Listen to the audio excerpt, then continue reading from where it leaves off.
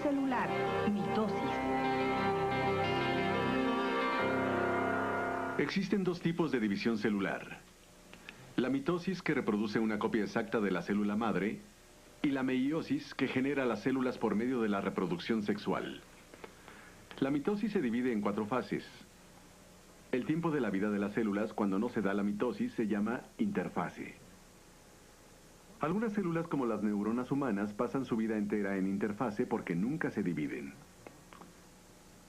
Durante la interfase, las células adquieren nutrientes, llevan a cabo sus funciones especializadas y crecen. Las células que se dividen durante su existencia también duplican su ADN durante la interfase para prepararse para la mitosis.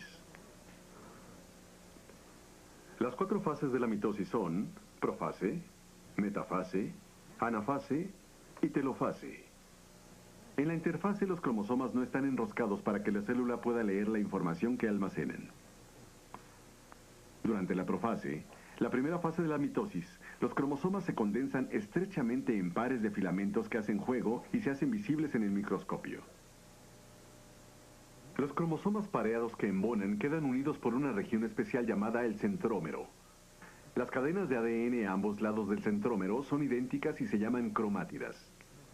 En el citoplasma, unas pequeñas fibras llamadas microtúbulos empiezan a formarse en ambos extremos de la célula. Durante la metafase, estos microtúbulos se adhieren a las cadenas de los cromosomas o cromátidas y comienzan un estire y afloje que provoca que las cromátidas terminen en medio de la célula.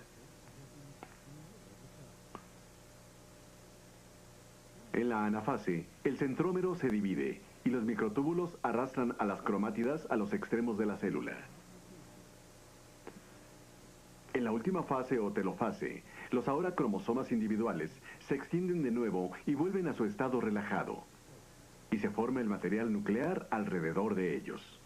En tanto que el citoplasma se divide en 2 partes iguales rodeando a los 2 nuevos núcleos. División celular, meiosis. La meiosis, que produce células sexuales con la mitad de los pares de cromosomas de las células normales de los organismos, se da solo entre las células especializadas de los órganos reproductivos. En los humanos, los testículos en los hombres y los ovarios en las mujeres. La meiosis se divide en 2 etapas, la meiosis 1 y la meiosis 2. Cada una de estas 2 etapas se divide posteriormente en 4 fases. Como en la mitosis, los cromosomas hacen una réplica de sí mismos. Durante la profase 1, la primera fase de la meiosis 1, los cromosomas que el individuo hereda de su padre, los cromosomas del padre, se unen en la envoltura nuclear junto a los cromosomas equivalentes que heredaron de su madre, o cromosomas maternos. Después de que se alineen, ciertas enzimas especiales cortan la punta de genes diferentes de los cromosomas maternos y paternos y los intercambian entre los 2 cromosomas. Después de esto, el núcleo empieza a desaparecer y los microtúbulos comienzan a acercarse a los cromosomas desde ambos extremos de la célula. Durante la metafase 1, los microtúbulos llevan a los cromosomas concentrados al centro de la célula. El material que se acopla y los cromosomas paternos que intercambiaron algunos de sus genes permanecen juntos en pares. En la anafase 1, los cromosomas paternos y maternos que hacen pareja son separados y llevados a los extremos opuestos de la célula. En la telofase 1, desaparecen los microtúbulos y por lo general se divide el citoplasma. Normalmente hay una pausa muy breve o no hay pausa entre la telofase 1 y la profase 2. En la profase 2, los microtúbulos se reforman y se adhieren a los cromosomas en el centrómero, como lo hicieron en la mitosis. Durante la metafase 2, los cromosomas son llevados hacia el centro. Durante la anafase 2, los centrómeros que llevan ambas cadenas hermanas de cromosomas se dividen y las cadenas se separan.